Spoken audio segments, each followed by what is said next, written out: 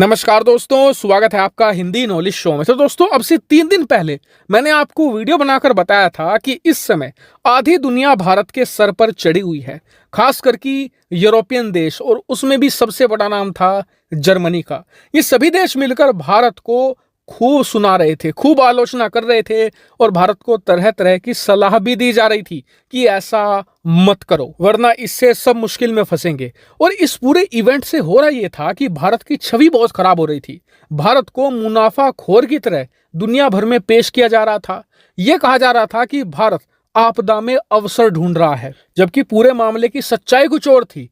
इतना ही नहीं, इन देशों ने भारत की बात भी नहीं सुनी पूरी तरीके से। लेकिन आज भारत ने एक बहुत बड़ा कदम उठाकर इस पूरे के पूरे इवेंट को ध्वस्त कर दिया है, और साथ ही अपने खिलाफ चलाए जा रहे एक पूरे अभियान को भी अब रोक दिया है।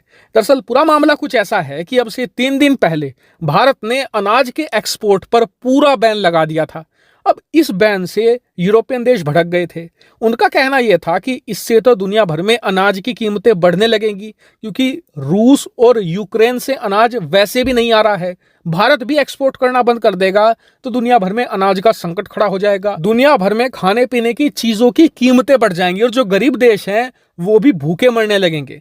लेकिन भारत ने उसी समय यह कहा था, जिस पर किसी ने ध्यान नहीं दिया, कि अगर कोई भी देश हमारी शरण में आएगा, सरकारी लेवल पर हमसे रिक्वेस्ट करेगा, तो हम उसे अनाज जरूर देंगे, और अनाज और सस्ते दामों पर भी दे देंगे।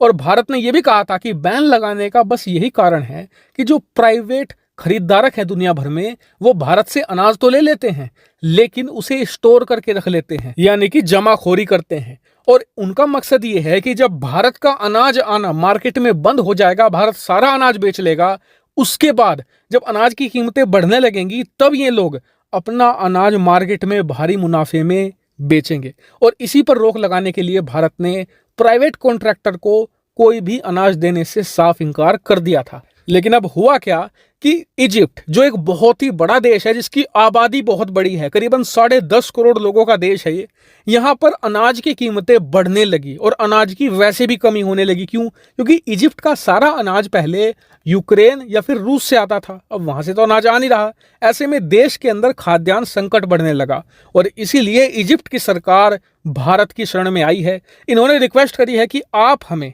61,500 मीट्रिक टन अनाज प्रोवाइड करा दीजिए जल्द से जल्द, वरना हम मुश्किल संकट में फंस जाएंगे। अब इजिप्ट के और भारत के बहुत ही पुराने और बहुत ही अच्छे संबंध रहे हैं, और इसी बात का लिहाज करते हुए भारत ने तुरंत इजिप्ट की परेशानी को समझा और एक नोटिफिकेशन जारी करा, जिसे आप स्क्रीन पर देख सकते हैं, जिसमें बताया गया है कि इजिप्ट को हम 61,500 MT अनाज देने को तैयार हैं, और हम तुरंत ये भेज रहे हैं। इसमें से 44,340 मीट्रिक टन तो लोड भी किया जा चुका है, और बाकी का बचा हुआ जो 17,160 मीट्रिक टन है, वो जल्द से जल्द लोड करके कांडला पोर्ट से तुरंत इजिप्ट के लिए रवाना कर दिया जाएगा, जिससे कि इजिप्ट खाद्यान्न संकट और भुखमरी का शिकार नहीं होगा। और आप यकीन मानिए, इजिप्ट की इस रिक्वेस्ट पर जैसे भारत ने रिस्पॉन्ड किया और जितना तेजी से इजिप्ट को अनाज भेजा है, उससे इजिप्ट भारत का कायल हो चुका है, और यूरोपियन देशों का भी मुंह बंद हो चुका है, क्योंकि वो तो ये कह रहे थे कि भारत दुनिया को भूखा मारने पर तुला हुआ है,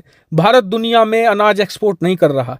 जबकि भारत ने पहले भी कहा था और एक बार फिर से कहा है इस रिक्वेस्ट में कि जी, हम उन सभी देशों को अनाज देने को तैयार हैं जिन्हें जरूरत है, लेकिन अगर कोई प्राइवेट कॉन्ट्रैक्टर अपना जमाखोरी के लिए भारत से अनाज खरीदने आएगा तो भारत एक दाना भी नहीं देने वाला। हालांकि अब आप कमेंट करके बताएं कि भारत सरकार ने जो ये आक्रामक रणनीति अपनाई है, इस पर आपका क्या मानना है।